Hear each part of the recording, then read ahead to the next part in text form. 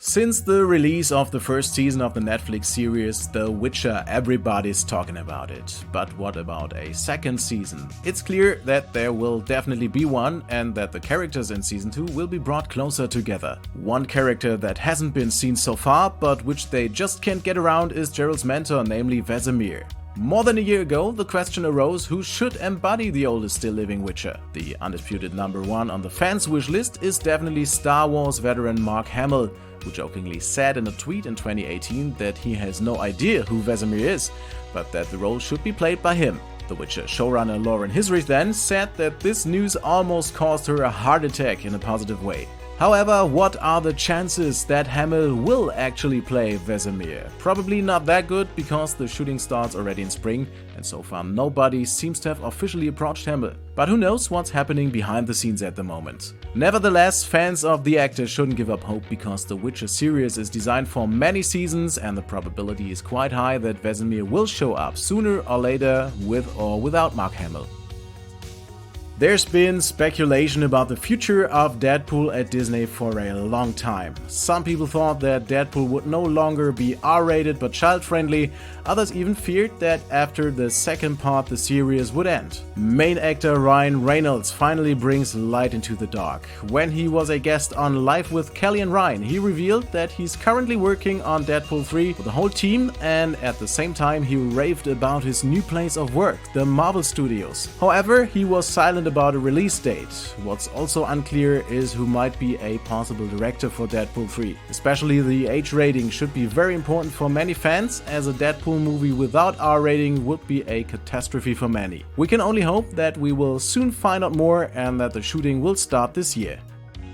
The turn of the year is traditionally always a good occasion for a look back. Netflix thought the same thing and published a list of the most popular movies and series we're supposed to have watched most often during the past year. Please note that the lists differ from country to country. In the United States, for example, the series Murder Mystery is in first place. The silver medal goes to the action blockbuster Six Underground. Also on the top 10, among others, included are Triple Frontier, The Incredibles 2 and the mafia epic The Irishman. But the statistics seem to be pretty far-fetched. The only basis of assessment is whether the viewer has watched the first 2 minutes of the film or series in the first 28 days. So sometimes it doesn't matter if the movies or series are captivating. Since some of the films and series are not even 28 days old, the statistics so far are probably extrapolated. Netflix seems to be pushing its own original productions up the rankings. Also not included in the statistics are so-called sleepers, which are movies or series that take a certain amount of time to reach the audience, only then generate views and are therefore not directly successful. The bottom line is that the published top 10 lists of Netflix are not representative. For a top 10 list that is based on facts, we believe that the total generated watch time is an absolute must, which has unfortunately been completely left out of the equation. If you take a look at the reporting of online platforms for film news, it is also noticeable that hardly anyone seems to question these statistics. What a pity, because these statistics are unfortunately nothing but eyewash. In any case, what we really want to know is what your real favorites from 2019 are, so feel free to add them to the comment section below. This year, the Marvel series WandaVision will celebrate its premiere on Disney+, and this despite the fact that it was actually announced at the San Diego Comic-Con that the series would not be released until 2021. Via Twitter, Disney has now announced that WandaVision has been brought forward. This makes the series one of the Marvel highlights this year, along with movies like Black Widow, The Eternals, and the series The Falcon and the Winter Soldier. Not much is known about the content yet, but it is clear that Elizabeth Olsen will portray the role as Scarlet Witch, aka Wanda Maximoff, and Paul Bettany as Vision. Also in the cast are Kat Dennings as Darcy Lewis and Fiona Paris as Monica Rambeau. When exactly WandaVision will be released is also not yet clear, however, we expect new information about the release soon. All over the world, the adventures of Aang and his friends are known and loved. Of course, we're talking about the anime series Avatar. Last year, Netflix announced that they wanted to release a specially produced series about it, not in a comic, but in a live-action format.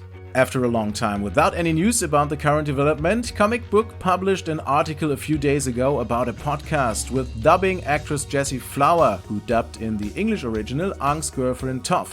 Shortly before the end of the recording, she revealed that the filming will start in early 2020. This surprised many fans because there's no information about the cast of the series yet. What is clear is that Netflix will work closely with the people who were already involved in the production of the original series. It remains to be seen who will eventually take on the roles of the live-action remake.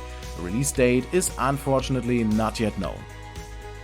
Just a few weeks ago, we reported that the Uncharted filming with Tom Holland in the leading role is finally about to start shooting after the directors David O. Russel, Seth Gordon, Shawn, Levy and Dan Trachtenberg left the project in the past. Most recently, Bumblebee director Travis Knight was the director of Uncharted, but as Deadline now reports, he also quit the project for scheduling reasons. It is therefore clear that the planned cinema release on December 17, 2020 can by no means be realized. Even if a new director could be found quickly, Tom Holland's already in the middle of shooting Spider-Man this summer. It's also unclear to what extent the script is finished. So the search goes on for now, and of course it's not completely unlikely that the project will be cancelled after all.